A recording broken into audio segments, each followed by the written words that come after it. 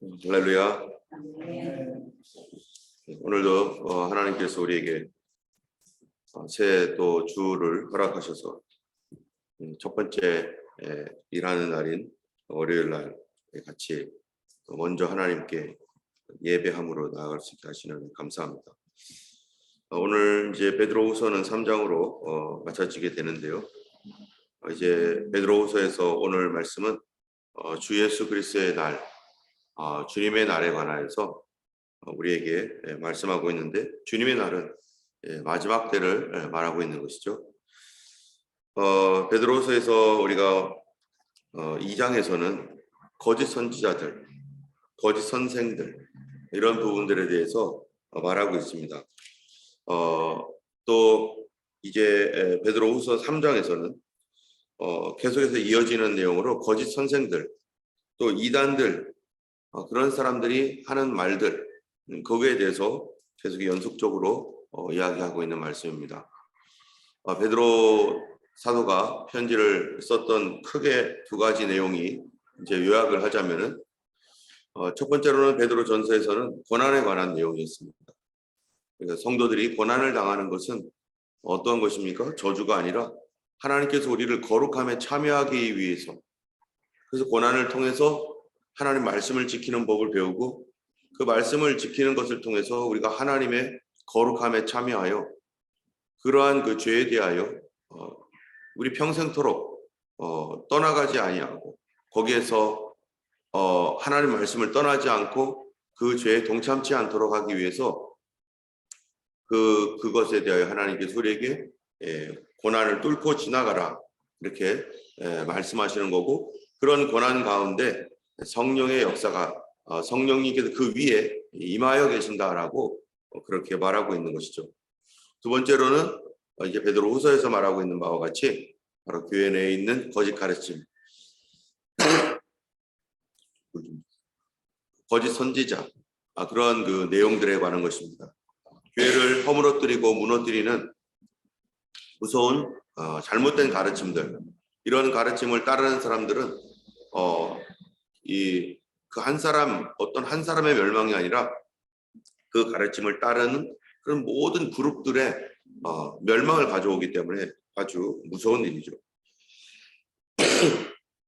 이제 3장 1절에서 이제 이렇게 시작을 합니다. 사랑하는 자들아, 내가 이제 이 둘째 편지를 너희에게 쓰노니 이 두 편지로 너희의 진실한 마음을 일깨워 생각나게 하여. 이 둘째 편지는 베드로 후서이고, 이 두 편지는 베드로 전후서 전체를 얘기하는 것이죠. 여기 보니까 이 편지를 통해서 너희의 진실한 마음을 일깨워 생각나게 하고자 한다.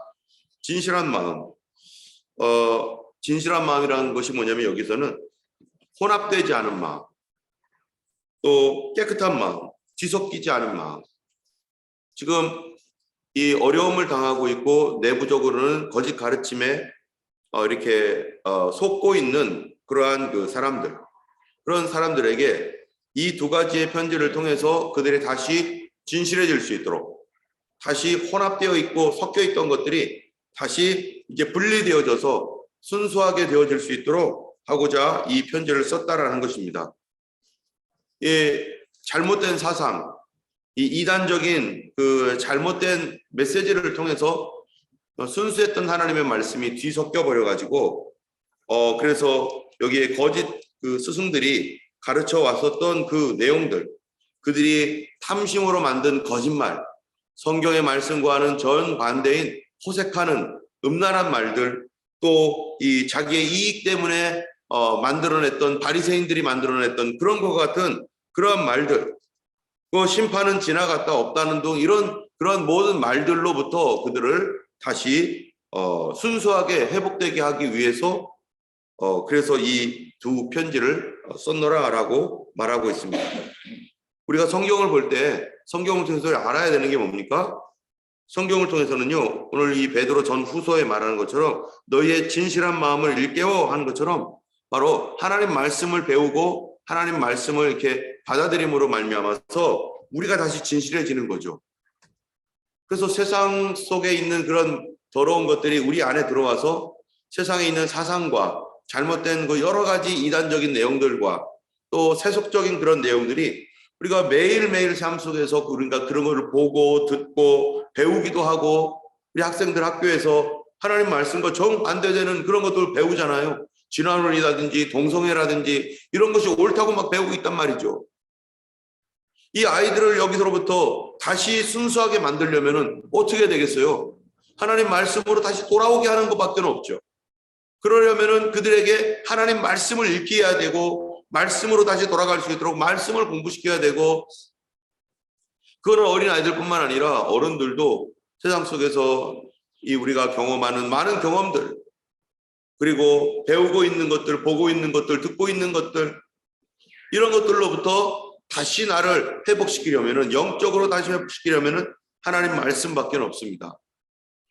때문에 하나님 말씀을 통해서 우리가 순수해지고 다시 진실해질 수 있도록, 그래서 성경을 매일 묵상하고 이 새벽마다 아침마다 나와가지고 말씀을 듣는 이유가 뭐겠어요? 내 마음이 다시 삐뚤어진 것들, 하나님 말씀에서 벗어난 것들이 무엇인지 확인하고 다시 돌이키는 것. 우리가 기타를 이게 치는 분들을 알겠지만, 기타를 치고자 하면은 먼저 뭐부터 해야 돼요? 연주하기 전에 반드시 튜닝부터 해야 되는 거죠. 가만히 놔두는 그 자체가 벌써 어떻게 되는 겁니까? 이 기타 줄이 점점점 느슨해지게 되어 있어요.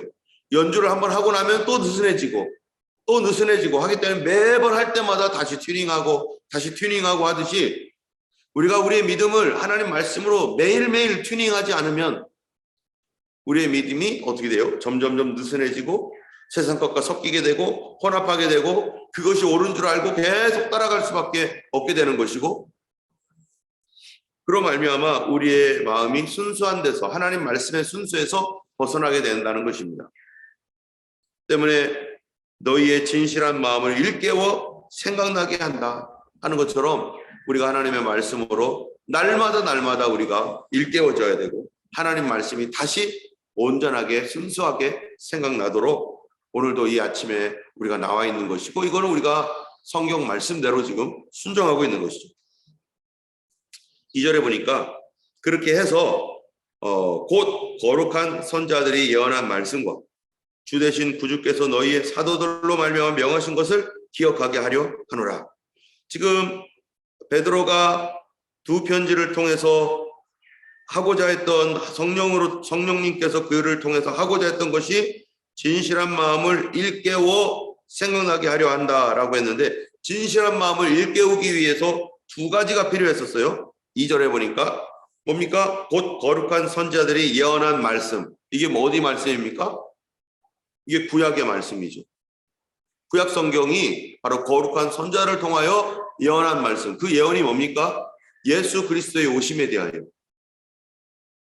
예수님께서 이 땅에 오셔서 무엇을 하실 것인가? 구약 성경에 쫙 기록되어 있는 거예요. 주님께서 동정녀에게서 하실 것이다. 주님께서 고난을 받을 것이다. 십자가를 질 것이고, 또 그의 이 의로운 죽음을 통하여 많은 영혼을 구원할 것이고 하는 이 모든 그런 구약에 예언되어 있는 그런 모든 말씀들, 그 말씀과 또 주 되신 구주께서 너희 사도들로 말미암아 명하신 것을 기억하게 하려노라. 주 되신 구주께서 너희 사도들로 말미암아 명하신 것, 사도들로 말미암아 명한 게 뭡니까? 바로 성경이죠. 이 성경은 무슨 성경이겠어요? 신약 성경이죠. 여기 끝에도 보면은 뭐라고 되어 있냐면은 16절에 또 그 모든 편지에도, 누구 편지입니까? 사도 바울의 서신서죠. 사도 바울의 이 서신서에도 이런 일에 관하여 말했을 때 그 중에 알기 어려운 것이 덜어 있으니 무식한 자들과 굳세지 못한 자들이 다른 성경과 같이 그것도 억지로 풀다가 스스로 멸망에 이르느니라. 지금 다른 성경이 뭡니까? 구약에 있는 성경들, 또 그 당시에 이미 기록되어 있는 하나님의 말씀, 사도들이 쓴 말씀들, 그리고 사도 베드로도 뿐만 아니라 사도 바울도 하나님의 말씀을 기록한 그런 내용들이 이미 있는 거죠. 그런 것들이 교회에 이렇게 지금 이 교회 저 교회에게 흩어져 있긴 하지만 완전하게 편집되어서 완벽하게 현재 오늘날과 같이 한 성경으로 딱 구성되어 있는 상태는 아니지만, 그러나 사도들을 통해서 그들에게 주신 이 성경의 말씀들, 이런 말씀들을 어떻게 하는 거예요? 이 말씀들을 기억하게 하려고 한다. 구약에 있었던 그 말씀과 신약에 있는 이 말씀들을 다시 기억하라는 거예요. 그래서 어떻게 하라고요? 기억해서 순수한 마음을, 진실한 마음을 일깨워서, 진실한 마음이 뭐였습니까? 혼합되지 않은 마음. 혼합되지 않은 마음. 그래서 하나님의 말씀에 순수한 말씀을 우리 안에 가지고 있어야 됩니다. 여러분, 우리가 성경에 순수한 말씀을 가지고 있을 때 우리가 어떻게 됩니까? 우리 마음도 순수해지는 거죠. 내가 스스로 순수할 수 있습니까? 내가 스스로 순수해질 수 없어요. 이 세상이 복잡하고 이 세상이 계속 수시로 더러워지고 우리를 더럽히고 있는 이런 세상 속에서 우리가 어떻게 순수함을 유지할 수 있습니까? 순수함을 유지하는 길은요, 하나님 말씀으로 우리가 순수해질 수밖에 없어요. 오직 하나님 말씀만이 우리를 순수하게 합니다. 섞이지 않게 세상과 구별되도록. 자, 그래서 이제 3절에 보니까 이제 알 게 있다라는 거예요. 그전에는 이단들, 그들의 가르침을 주의하고 그 가르침을 받지 말아야 되고 거기서 나와야 된다라고 했는데, 이제 3절, 여기 3장 3절에서는 마지막 시대에 대하여 말하기를 먼저 이것을 알라. 말세에 조롱하는 자들이 와서 자기의 정욕을 따라 행하며 조롱하여 이르되 주께서 강림하신다는 약속이 어디 있느냐? 조상들이 잔 후부터 만물이 처음 창조될 때와 같이 그냥 있다 하니. 이 말세에 조롱하는 자들이 분명히 나올 것이다. 무엇을 조롱하는 자들이에요? 바로 주님의 강림에 대하여, 예수님의 재림에 대하여 조롱하는 자들이 분명히 있을 것이다. 그런데 조롱하는 자들이 여기에 가만히 보면은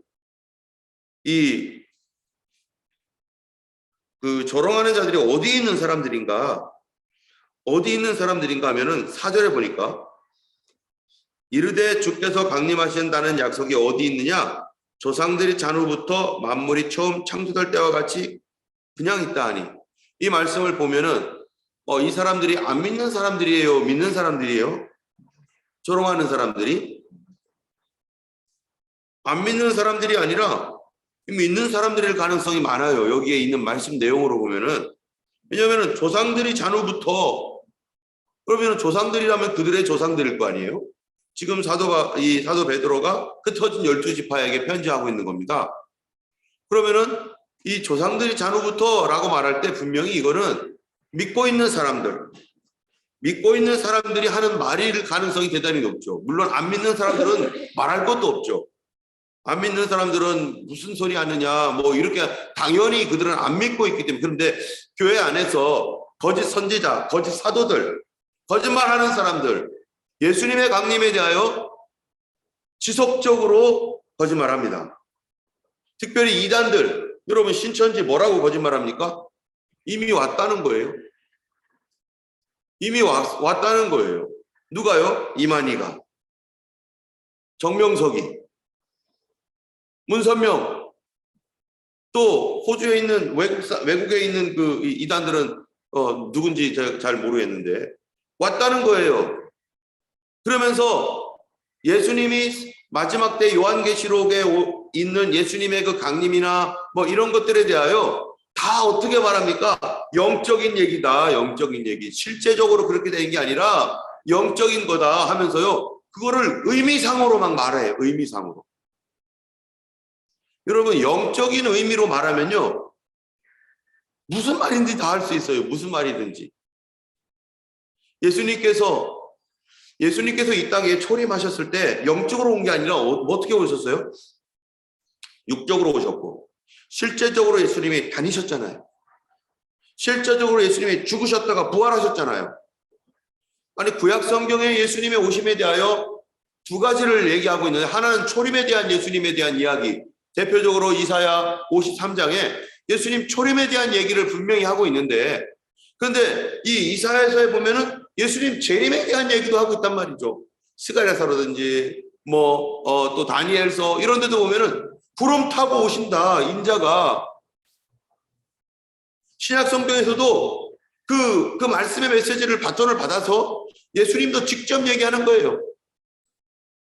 인자가 다시 올 거라고. 그리고 천사들이 또 얘기를 하잖아요. 너희가 간 것을 본 그대로 오시리라. 그대로 온다는 얘기가 무슨 말입니까?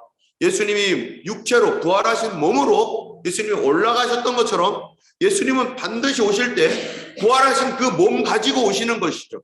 그런데 이단들은 어떻게 말합니까? 부활한 예수님이 몸 그대로 오면 안 되니까 교리를 바꿔버리는 거예요. 그래가지고 그거를 교리를 바꿔버려야 되니까 그것을 실제적으로 일어날 사건으로 말하지 않고 비유적으로 일어날 사건, 영적으로 일어나는 사건. 그래서 예수님의 오심이 예수님 다시 오신다라고 하는 것을 어떤 사람들은 성령 강림을 예수님이 다시 오신 것이다 이렇게 말하잖아요. 영으로. 성경에 어디 예수님께서 영으로 오신다는 얘기가 어디 있습니까? 예수님은 반드시 올라가신 것을 본 그대로 오시리라. 바로 부활하신 몸을 입고 육체로 오신다는 겁니다.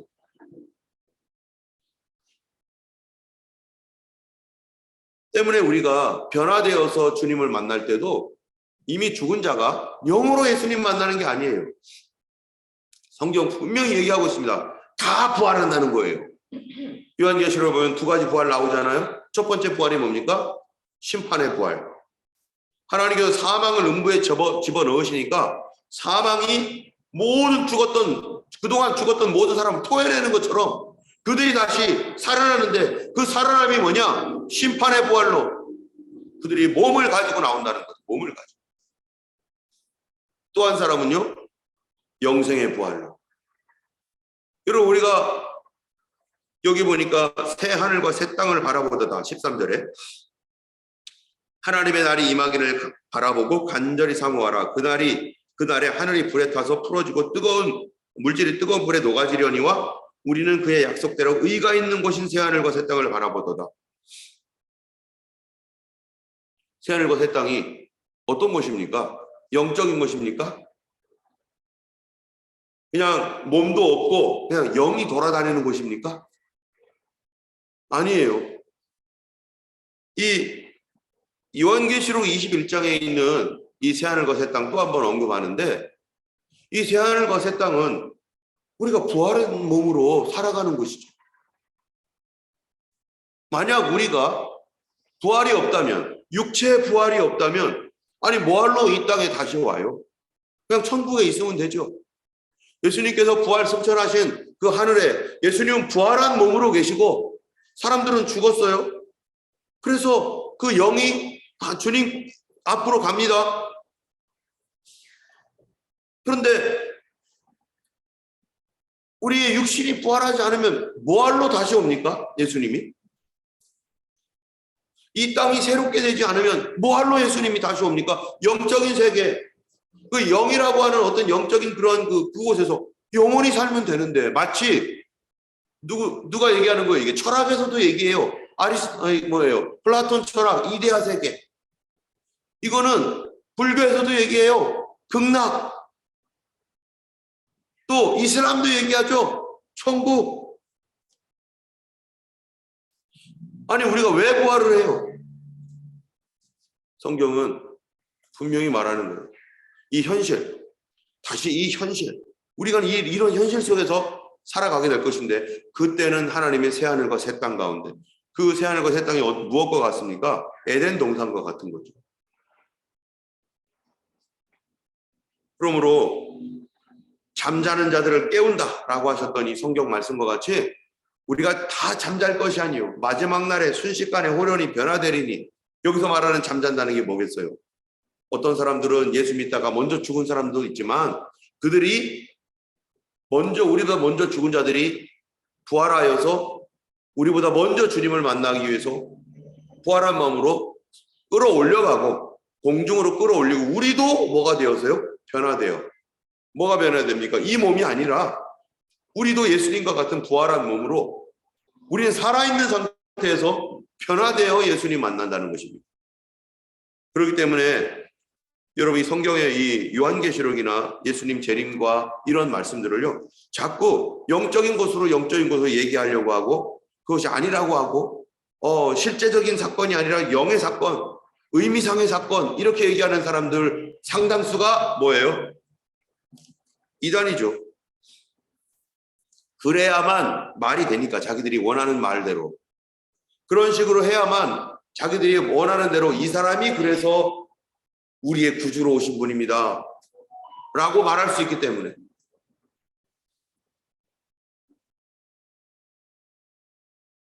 이 마지막 때에 대하여 교회 안에서 이러한 영적인 것이라고 해가지고 영적인 것으로만 강조를 해가지고 실제적인 부활을 부인하는 사람들, 그런 사람들 중에서는 이런 이단들도 있지만 또 다른 이단 중에 하나가 자유주의입니다. 학문이라고 하는 이름으로 성경을 왜곡해가지고, 그래서 자유주의 신학, 성경을 어떻게 믿습니까? 이성적으로 믿어요. 성경이 먼저입니까? 이성이 먼저입니까? 성경이 먼저죠. 그런데 성경을 이성으로 풀려고 하는 거죠. 그러니까 여기에서 모든 그 기적적인 사건, 또 이런 그 부활, 이런 것들은요, 믿어지지 않는 거예요. 그러니까 영적 해석, 의미상으로 해석, 도덕적으로 해석. 그래서 예수님이 십자가에 달려 죽으신 거, 진짜 죽었는지 안 죽었는지 모른다. 비신화화. 그래서 그 의미가 중요하다. 성경에 기록되어 있는데 우리 중에 본 사람은 없잖아요. 직접 본 사람은 아무도 없습니다. 여기에. 그런데 그러다 보니까 너무 오래전 얘기니까 그게 진짜 있었는지 없었는지 모르지만 그 의미가 중요하다. 그 의미가 뭐냐? 사랑하라. 예수님은 우리를 십자가에 달려 죽으셨는데 그게 진짜인지 사실인 진짜인지 거짓인지 우리 알 수 없다. 그런데 그 의미는 사랑하라. 마치 전설의 고향 얘기하는 것처럼 얘기하는 거죠. 옛날에 심청이가 있었는지 없었는지 우리는 알지 못하지만 효도해라. 아버지에게 이렇게 효도하는 사람이 옳다. 효도해라. 이런 식으로 성경을 그냥 하나의 교훈에, 그 윤리적 교훈책으로 그런 식으로 매도해버리는 거죠. 성경이 윤리책이면요, 아니 노자, 공자, 맹자 이게 훨씬 낫죠. 이 세상에서 어떻게 하면 예의 있게 살아갈 것인가. 그런데 하나님 말씀은 그게 아니에요. 하나님 말씀은 우리의 생명에 관련된 말씀입니다. 영생에 관련된 말씀입니다. 우리가 사냐 죽으냐에 관한 말씀이에요. 반드시 예수님이 육신으로 부활한 몸으로 이 땅에 오실 것이고 심판이 있을 것이고 그 심판에 의하여 천국과 지옥으로 갈릴 것이다라는 것이 성경의 분명한 말씀이고, 주님의 오심을 간절히 바라보고 사모하는 자들을 주님이 환난에서 건질 것이다라는 것이 하나님의 말씀입니다. 어쨌든 마지막 때에 분명히 교회 내에서도 주님의 강림에 대하여 부정하고 기롱하는 이미 그런 사람들은 얼마든지 나타났죠. 이단과 자유주의.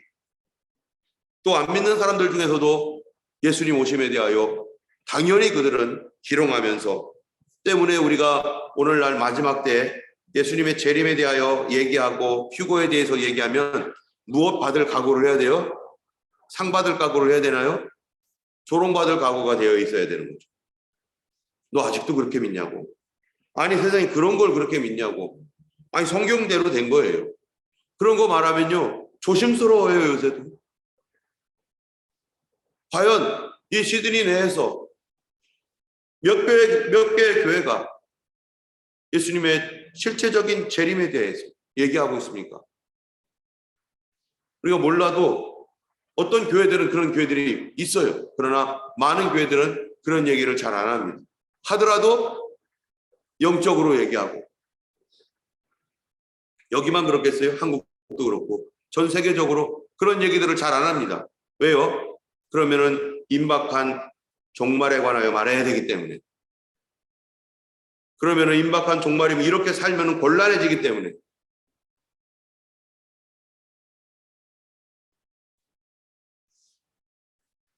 5절에 보면은 이는 하늘이 옛적부터 있는 것과 땅이 물에서 나와 물로 성립된 것도 하나님의 말씀으로 된 것을 그들이 일부러 잊으려 함이로다. 여러분, 세상이 창조된 것이 무엇으로 되었습니까? 하나님 말씀으로 됐죠. 물과 땅이 분리된 것도 무엇으로 됐습니까? 하나님 말씀으로 됐죠. 그게 그냥 자연현상입니까? 아닙니다. 자연현상도 하나님의 말씀의 원리 안에 있는 것이고 하나님의 말씀이 있기 때문에 그것이 그렇게 된 것이지 그 하나님의 말씀이 없었으면 그렇게 될 수가 없는 거예요. 그 자연현상 그 뒤에 존재하는 그 자연을 움직이는 힘, 그게 뭡니까? 바로 하나님의 말씀인 것입니다. 우리의 삶을 바꾸고 변화시키는 힘, 그거는 어디에 있습니까? 하나님 말씀입니다. 이 세상을 온전케 하고 새롭게 할 수 있는 힘, 어디에 있습니까? 하나님 말씀입니다. 오늘도 우리가 하나님 말씀으로 순수하게 돌아가기 원합니다. 말씀이 아닌 것으로 복잡해지고 이성적인 어떠한 철학사상으로 하나님 말씀을 뭉개버렸던 그러한 것들, 내 경험으로 하나님 말씀을 뭉개버리고 영적인 것이라고 해가지고 내 이러한 환상이나 이런 것들이 막 복잡하게 왔었을 때 하나님 말씀과 섞여가지고 잘못된 것들을 막 우리 안에 막 흡수해서 그렇게 됐던 것들이 매일매일 하나님 말씀으로 어떻게 해요? 그 너희의 진실한 마음을 일깨워 생각나게 하려 함이라 한 것처럼 우리가 매일매일 우리 자신을 하나님 말씀으로 돌이키지 않으면 이 마지막 시대에 미혹에 강력한 미혹에 흔들릴 수밖에 없는 이 시대를 살아가고 있는 것입니다. 지금 우리 같이 기도하겠습니다. 하나님, 세상이 어떻게 막 가르치건 하나님 우리가 말씀으로 살아가게 하옵소서. 말씀 중심이 되게 하옵소서.